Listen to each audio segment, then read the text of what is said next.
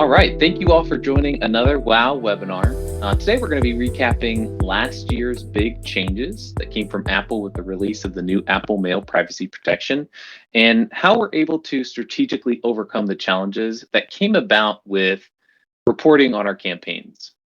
My name is Chris Gruge. I'm the lead digital marketer here at WhereWare.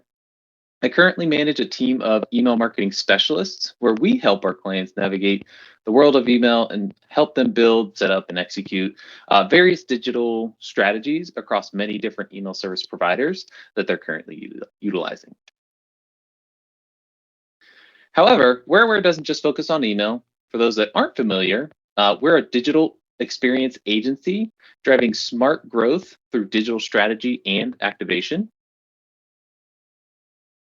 And we like to position ourselves as your full service digital partner, working with you to accomplish your goals across digital strategy, campaign management, custom web development, and impactful design and UX. So we have a lot to cover today, and I want to quickly summarize today's agenda. First, we're going to see what impact we saw across the board with Apple's latest changes to some of the struggles that came from it. Next, we'll move into some solutions that WhereWare helped implement for some of our clients, which we're calling engagement tiers. For those where Apple Mail is a popular inbox for their audience, or they were just looking to improve overall segmentation, deliverability, and stronger mailing lists. We're then going to jump into some examples of how Cuisinart looks to lessen this impact and utilize their engagement tiers to their fullest potential. And lastly, we'll highlight the key takeaways from today's presentation, which you can use in your email marketing strategies moving forward. So let's take a look at the overall impact Apple had with their new privacy policy updates since the last year. So overall, these updates certainly disrupted our traditional marketing strategies where data privacy concerns are going more mainstream. Customers are now more aware than ever that brands are capturing and using their data, but we're seeing the majority aren't very comfortable about it. And according to a study done by Pew Research, 81% of people feel they have no control over how businesses collect their data, and 79% of people are concerned about how businesses are actually using their data. Due to customers being more vocal about this, Apple responded with this new mail privacy protection, where Apple Mail app stops senders from using invisible pixels to collect information about their users, masking their IP address so it can't be linked to any other online activity or used to determine their location. Now, what exactly happened last fall? Well, Apple released their new privacy protection updates with the launch of iOS 15, which directly impacted those using the Apple Mail app on their iPhone, regardless of whatever email address they were syncing to that app. When users upgraded to the latest iOS and opened the Mail app, they were presented with this message prompting them to opt into this new mail privacy protection using verbiage like protect my mail activity and don't protect my mail activity. This new initiative was actually great because it does give users more control over when and how companies collect information about. But us as email marketers found a big hurdle where open rates are actually no longer accurately being reported in our ESPs due to how Apple is loading and displaying the email content. But why is that a big deal? Well, according to Litmus, as of July this year, nearly 60% of all email openings are actually happening on the Apple Mail app. And that's just far too big for us to ignore. That's potentially more than half of your database reporting inaccurate or false opens on the emails you're sending them. And what we're seeing as email marketers, things like I'm showing here that used to be common to implement into our strategies and track are actually now more difficult and way less accurate. The biggest item, in my opinion, is the actual inflated open rates coming from the Apple Mail app. Anyone that receives an email to the Apple Mail app could be counted as an open in your reports, regardless if they actually open the email or not. So inaccurate open rates actually disrupts how to approach other automated email triggers by an email open and even our ability to A/B test subject lines and determining an accurate winner. We also see some impacts to send time optimization for individual subscribers, as well as just our overall email deliverability. But we don't want to just throw in the towel there, and we don't want to stop doing what we've been doing. We needed to find a solution that helps mitigate these changes, but still allows us to implement strategies reliant on this email engagement. And with that, I'll dive into the solution that we call engagement tiers. So, what are engagement tiers? Engagement tiers are a strategy of using your audience's current engagement levels to drive how you engage with them, at what frequency, and with what message. This is engagement data that would come from either your email service provider and or your website. So it's all first party data to you. But instead of just looking at one metric, like an open rate, we're measuring total engagement to try to create a far more realistic picture of your customers. And while engagement tiers are a fantastic way to overcome the challenges we're facing as email marketers with Apple, they aren't a direct response to these privacy changes. In one way or another, we're all battling things like list decay and ensuring we're contacting customers who are engaged and actually want to receive our content.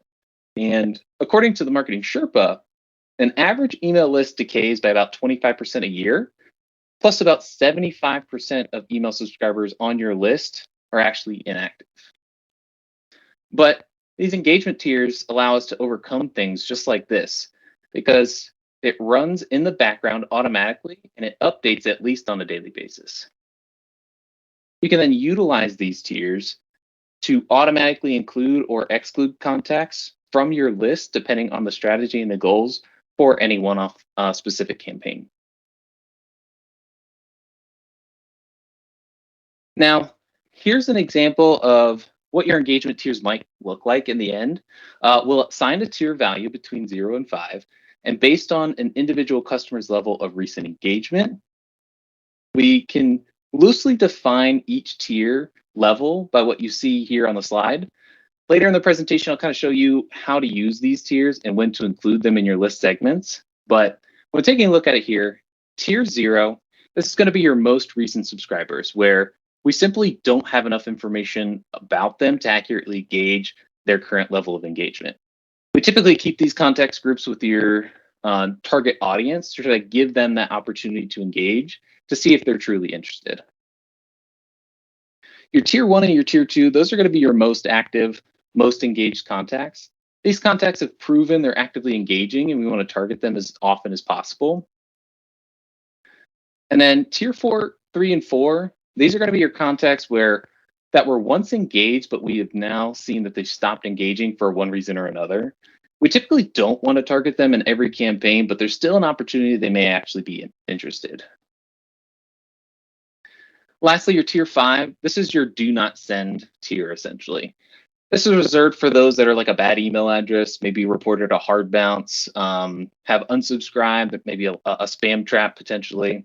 Ultimately, we just don't want to send to these contacts anymore because it can cause a lot of issues. And with these tiers in place, there's a lot of information we can pull from this, and there's a lot of things we can do. This lets us target only email recipients that actually want to hear from us, and we can now segment your audience based on more meaningful engagement data, such as clicks, length of read time on an email, website activity, form activity, and even purchase activity. Those are just to name a few examples, but you can see how it kind of broadens out. We can more easily clean up your database so we know who the inactive subscribers are and to exclude them from future sends until they perform an action to bring them back up into a higher tier. And lastly, it's totally customizable based on your goals and the data you have in your recipients. So knowing what engagement tiers are and what type of information it can tell us about your readers, this is a great first step, but let's look at some examples of how they might be used. Cuisinart is a longtime client of ours, and we've helped them with many different strategies. We've helped them to improve overall email deliverability. We've helped them implement engagement tiers, and they've actually been in place for quite some time now. So in order to identify the best way to use these tiers, we're going to look at a few goals in which we were trying to achieve. The first goal was to identify opportunities for re-engagement and protecting their overall email deliverability.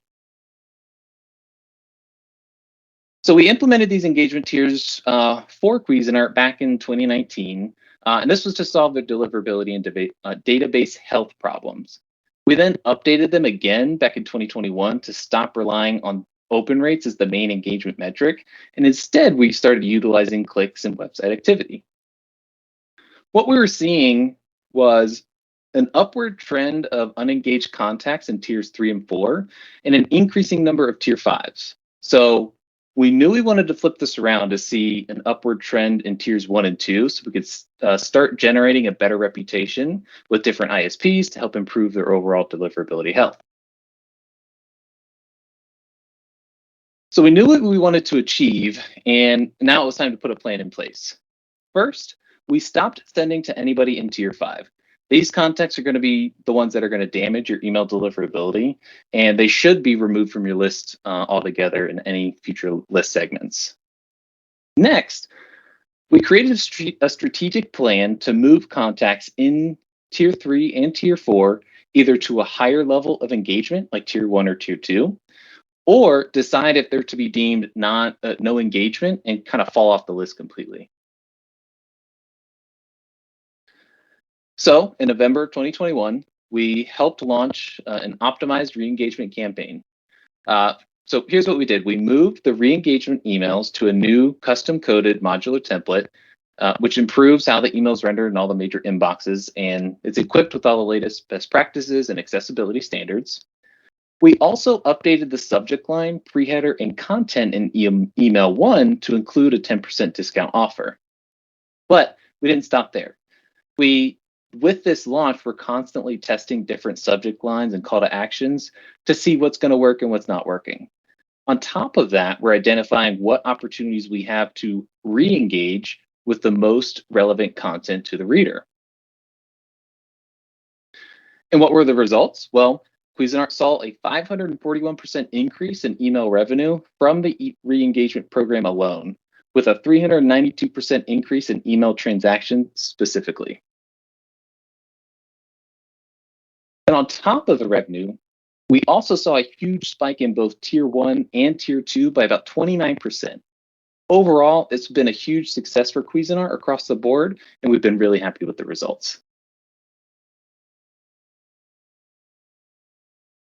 Now, here's an example where we actually want to focus on the already engaged contacts and what opportunities we have to continue their engagement to try to drive more sales. So we already know tier 1 is going to be our most active contacts, and tier 2 is a slightly less active but still showing signs of engagement. So we want to target them specifically with a value-focused strategy with the goal to grow sales in these two tiers specifically. So for tier 1, we strategically craft a message specific to them and intentionally exclude any promotions in the email. We already assume they are most likely to click through and shop, so we don't need to include a promotion to try to entice them. But with tier 2, we strategically craft a message specific to them, which does include a promotion to entice them to click and shop on the website, with the goal to move them to make a purchase. The strategy here is we've already identified these contacts were once a tier 1, and they've since fallen down to a tier 2. So there's an opportunity to bring them back to tier 1 with a strategically placed offer. But this is just one example of targeting a specific segment. How do we expand on this and build into something a little bit more advanced? We want to take it a step further than just tiers and start to layer on something like personas. Here, we're showing an example of combining the engagement tiers with a very personalized message based on their assigned persona. The email content is personalized based on if the reader is a current customer or not.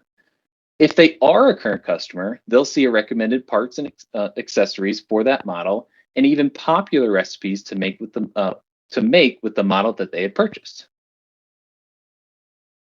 But at the same time, a similar email targets non-customers and tries to motivate them to actually buy a product. We then add the engagement tier strategy on top of this persona strategy to send relevant messaging to the right groups of people to move them up and down into the engagement tiers. And what were the results here? Well, this actually drove a 547% more revenue than the average one-off email campaign and accounts for 77% of total sales generated from the email channel for that month that the campaign took place. So in addition, this campaign also won some amazing awards such as the Brand Experience Award, the Platinum Marcom Award, and a Platinum.com Award. And the last example I'll share is the goal of growing an email marketing list as a whole. So here we're actually going to take a look at the tier 0 contacts where we know they're brand new to the email marketing list. The focus is to try to attract new contacts, and we're aiming to turn them into engaged contacts and customers in the future. So overall, we're going to try to grow this tier 0 list. And here's how we did it for Cuisinart. Well, first, we wanted to attract new contacts to subscribe to receive emails and receive a 10% discount when used on their first purchase. The first welcome email they receive includes the discount code, aiming to drive that first purchase. And within that same email, there are additional content pieces placed strategically to learn more about the products that Cuisinart sells, as well as popular recipes using their products. This then turns into a nurture stream where contacts will continue to see additional content items aiming to drive that first purchase. This offer technique was actually tested against a non-offer email, and the results showed that the offer email drove 92% higher revenue, almost 13% increase in the number of products purchased, and 54% more web email signups, and it won a Platinum Marcom Award. So these were just a couple of great examples showing how Cuisinart utilizes their engagement tiers and pushes the boundaries for strategic email marketing. But now let's jump into some key takeaways you can implement into your own strategy and campaigns. You want to treat your engagement tiers as the framework of any new email marketing strategy. This allows you to automatically create key segments and target them specifically based on your overall goals. Engagement tiers are not only automatically help clean up your list, they actually help protect your email deliverability because you can target your most active and engaged contacts more frequently while filtering out the inactive and less engaged contacts.